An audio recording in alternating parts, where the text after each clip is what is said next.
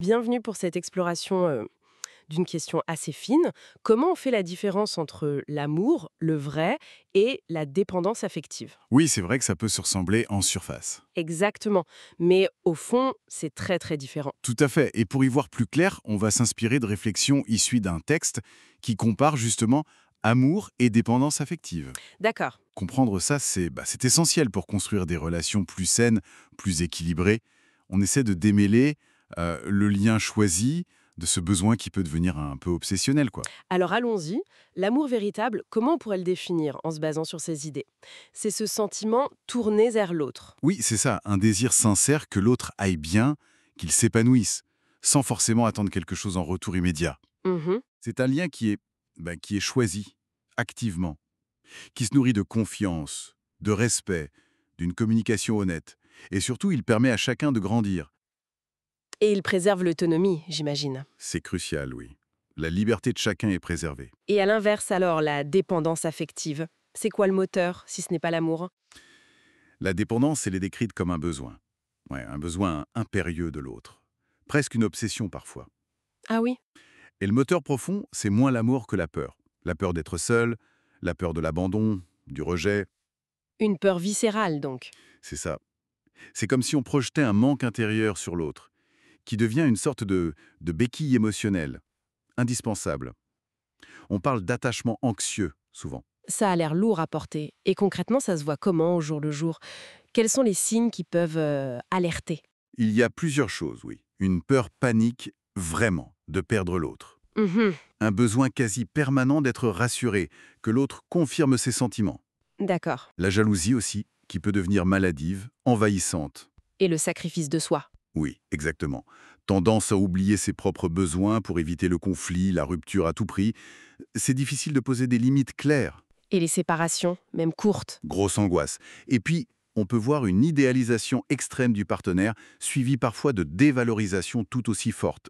C'est très instable. D'où ça vient, en général, ce genre de schéma? Les vaccines sont souvent anciennes, oui. Ça peut venir d'un manque d'amour sécure dans l'enfance, d'un attachement qui s'est construit de façon insécure. À cause d'expériences passées? Voilà. Ou d'une faible estime de soi, tout simplement. On cherche sa valeur uniquement dans le regard de l'autre. Et les conséquences?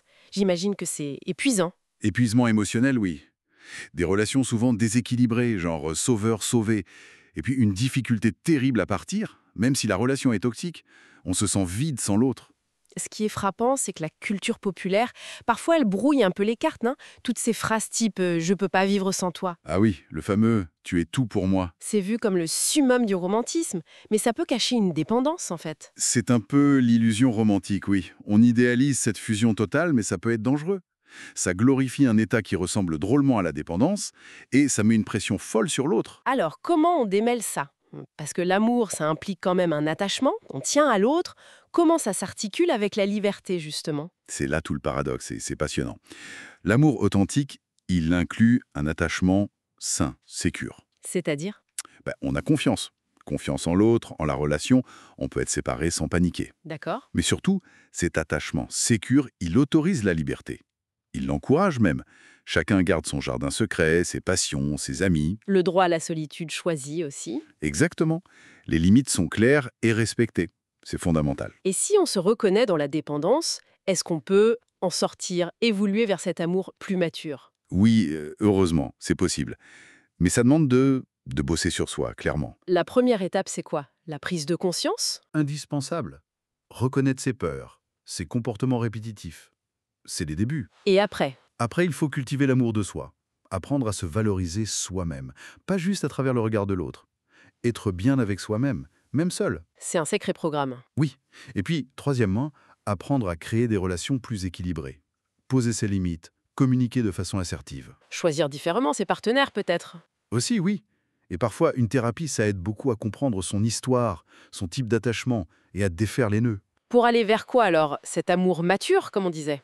Oui, un amour basé sur un engagement libre, choisi. Une communication où on se respecte, où on se soutient sans s'effacer. Une capacité à gérer les conflits, sainement. Donc si on devait résumer la grande différence. L'amour vrai libère, il fait grandir, parce qu'il vient d'un endroit de sécurité intérieure, d'amour de soi. Alors que la dépendance, Elle enchaîne, elle épuise, parce qu'elle est basée sur le manque, sur la peur. ça laisse à réfléchir. Peut-être qu'aimer vraiment, finalement, c'est pas qu'une histoire de relation à l'autre. C'est une belle ouverture, ça. C'est sans doute aussi un chemin vers soi. Apprendre à donner sans se perdre et grandir ensemble, en conscience. Choisir l'autre, non pas pour survivre, mais pour partager la vie, en étant déjà soi-même, bien ancré.